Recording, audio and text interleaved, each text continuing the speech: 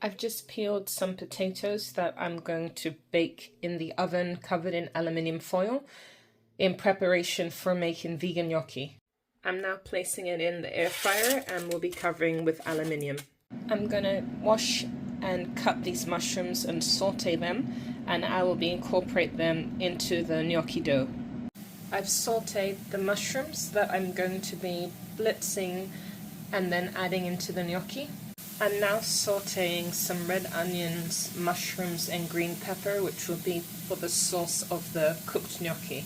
The potatoes are now cooked. Unfortunately, they did brown despite being wrapped in foil. Once they cool down, I will put them in the food processor and blend them until smooth. And here is my chopped veg. I always ensure that I have 10 portions of fruit and or vegetable in every meal. In here, I now have my sauteed mushrooms that have cooled down, as well as some sun-dried tomatoes that I'm going to blitz. I've now added the potatoes. I'm planning to blitz them and then mash by hand if they're not completely smooth. This is the texture at the moment. Because, of course, the potatoes were not boiled, they were roasted. It's not particularly smooth, unfortunately. It's recommended not to boil because it absorbs water. I'm now satisfied with the texture. Of course, it isn't smooth, it's grainy. And I'm going to add in some okara, which is the pulp left from making soya milk.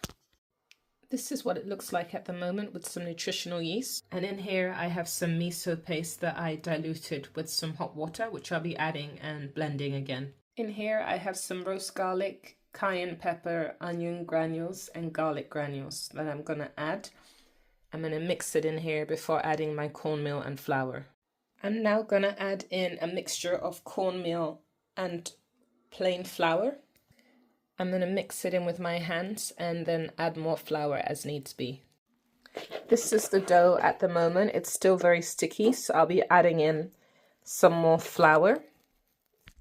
I've added in some more flour and I'm satisfied with how this is looking and feeling. I'm going to roll it and slice it up and then it will be ready to cook. I've now rolled the gnocchi. I'm going to cut them and then use a fork to get the stereotypical signage that you normally see on gnocchi. As you can see, I've chopped up the gnocchi and then I've used the fork for the indentation. I have this, which I've been able to use to measure so that they're all very much a similar size. I'll cover with cling wrap and then I will prepare my sauce. And once that's done, I'll cook the gnocchi for about 2 minutes in boiling water.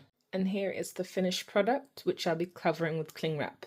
In here, I have just blanched for 4 minutes my 10 portions of vegetables. In here, I have red onions, green peppers, garlic, some grated coconut cream, vegan shrimp, and peanut butter. I'm making a satay sauce, which will accompany my gnocchi with cashew cream and mixed vegetables. Now put my gnocchi inside some homemade vegetable stock, and once they start floating, then we'll be able to determine that they're cooked. Now that they're all floating, then they're ready to come out. Now they're cooked, this is how they look. I've added in the sauteed onions and the green pepper and some garlic. And the gnocchi is in here, just waiting for the cashew cream sauce. I've now added my vegetables into the satay shrimp as well as into the gnocchi. I've added some of the cashew cream and the shrimp is ready to be served. This is the gnocchi and the cashew cream sauce. And here's the finished product. It's served with the vegan shrimp.